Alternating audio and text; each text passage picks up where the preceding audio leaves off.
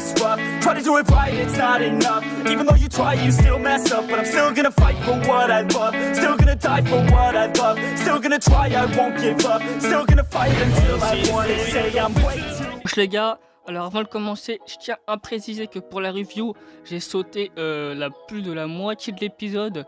Tout simplement parce que en vrai il se passait pas grand chose, à part que Tatsuya souhaiterait développer son corps, qu'on avait des informations que dans le Kabaddi on n'a pas le droit de dépasser les 80 kg, voilà, donc c'était pas vraiment important. On va commencer directement par le sujet, donc c'est parti. Alors, le voilà le capitaine, enfin il sort de son hôpital.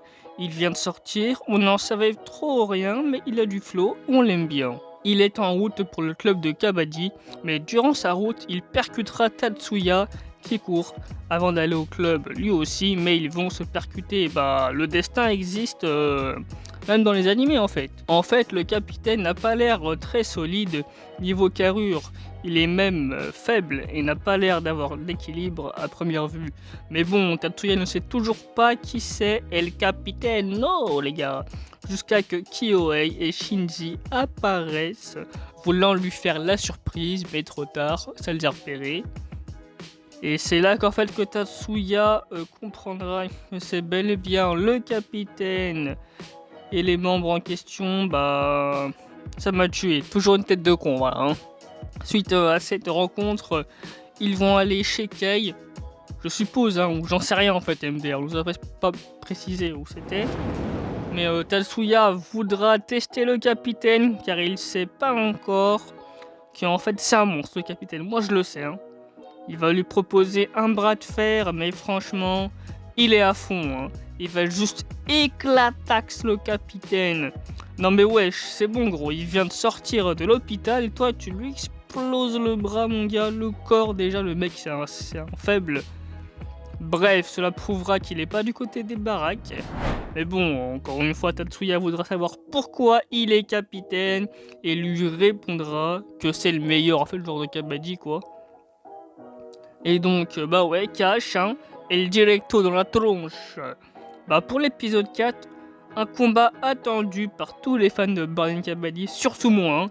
Vous êtes pas à ma hauteur, hein, moi je vous le dis, bande de noobs. Hein. Mais on voit que le capitaine n'est pas à fond. Et en fait, il s'immobilise pour pas défoncer Tatsuya. On le voit, hein. Il essaie, il allait partir en cacahuète, il allait le défoncer, mais ça va, il s'est calmé dans le niveau. Il a mis le niveau facile, je pense. Hein. Et pour défoncer Tatsuya et Shinji.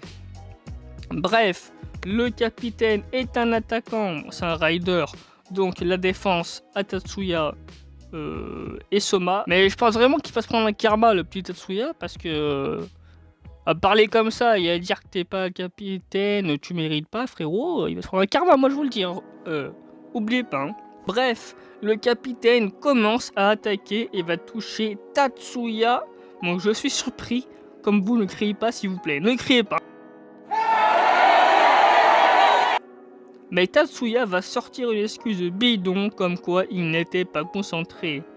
Mais bon, Soma explique en vite fait qu'il avait rencontré le capitaine en jour de pêche et explique qu'il suffit de décaler son timing et sa respiration et hop, tu peux pêcher. Il avait rencontré, en fait, il a reçu les rencontrer comme ça à mon avis, je pense.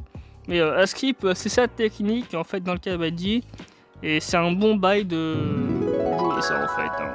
Prochaine manche, là ça va jouer fort et on aperçoit bien qu'il a un mantra très spécial.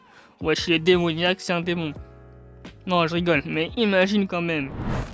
Bon, la Tatsuya va esquiver de peu grâce en fait à son instinct, parce que sans son instinct, mec, il peut rien prévoir, parce qu'il a un mantra tout à fait inordinaire, quoi. Donc il ne prévoit rien. Et c'est obligé de jouer comme ça contre le capitaine. Bon, c'est un peu logique, hein. Je vous dis qu'il va se prendre un karma bientôt, c'est bientôt. Bon, Soma attaquera dans son angle mort, mais le capitaine esquive quand même avec facilité. C'est là qu'on voit que la différence de level est juste sublime, hein. On peut rien en dire.